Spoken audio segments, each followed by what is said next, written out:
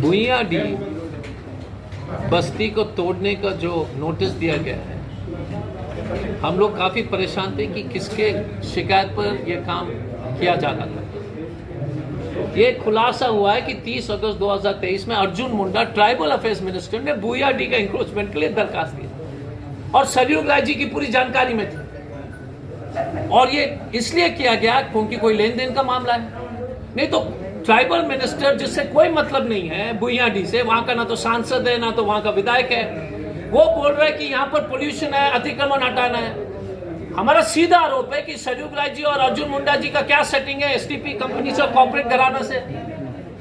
और इतने दिन से सरयू राय जी घड़ियाली आंसू बह रहे हैं और बताने में सच है कि अर्जुन मुंडा जी के कंप्लेंट पर ये हुआ है।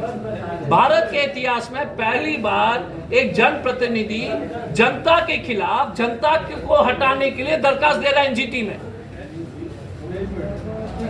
भारत सरकार का और क्या इंटरेस्ट है मिस्टर मुंडा को?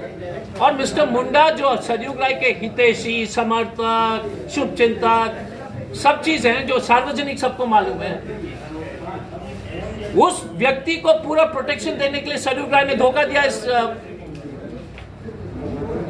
इस शहर के जनता के साथ।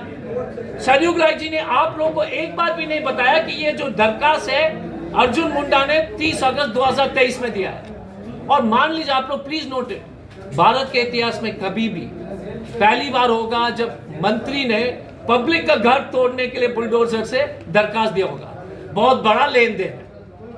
हम 2 प्रेस कॉन्फ्रेंस करेंगे, एक तो मालिकाना पर जो क्या पैसे का खेल हुआ है और आज इस पर। सरयू राय जी का झूठ का कोई सीमा नहीं है।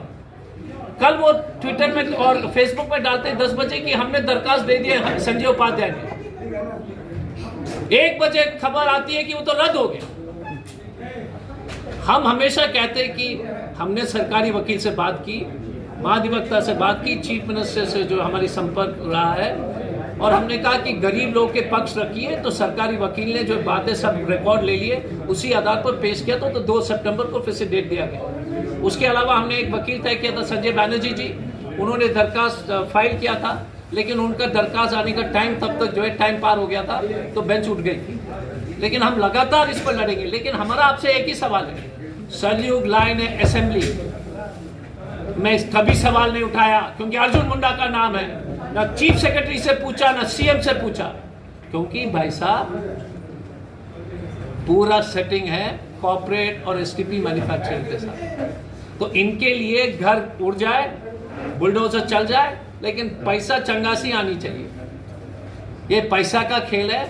नहीं तो कोई बाहर का आदमी मंत्री बोलता है कि भुइयाडी का अतिक्रमण हटाओ और सरयू राय जी चुप, क्योंकि उनके हितैषी, उनके दोस्त, उनके भाई, उनके शुभचिंतक, ये दोनों जो है पब्लिक को बेवकूफ बनाने के लिए। और अर्जुन मुंडा जी को ये लगा कि ट्रांसफर होने के बाद पता नहीं लगेगा, क्योंकि जो ऑर्डर आया है, नोटिस दिया सबको कैलकाटा से, ओरिजिनल ऑर्डर हमने निकाला दिल्ली से।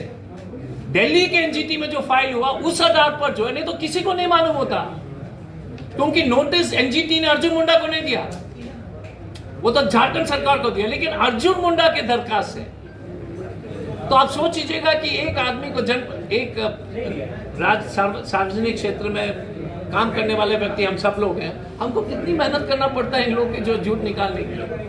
और ये भुइयाडी में किस हैसियत से घूमते हैं बताइए? उनको बोलिए कि जाए भुइयाडी, बोले कि अर्जुन मुंडा ने तोड़वाने के लिए दरखास्त दिया। मार दो तो बोलो। उसका कुछ प्रूफ मिला आपको? प्रूफ है, मैं पढ़ रहा हूं ना।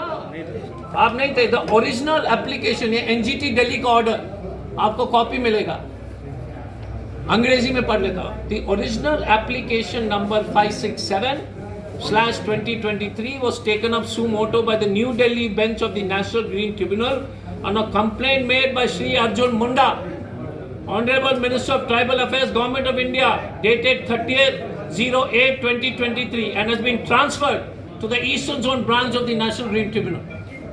ये किसको, टाटा स्टील को फायदा पहुंचाने के लिए? ये या तो कॉर्पोरेट है या तो एसटीपी मैन्युफैक्चरर है, या दोनों को है। क्या मतलब? नहीं, जो एसटीपी का प्लांट बनाते हैं ना, वो बड़ा सेटिंग है, बहुत पूरा नदी में बनाएंगे तो बड़ा सामान आएगा, एक को उजाड़ देंगे। तो ये चक्कर है, बहुत पैसे का खेल है। नहीं तो अर्जुन मुंडा को क्या मतलब है भुइयाडी से?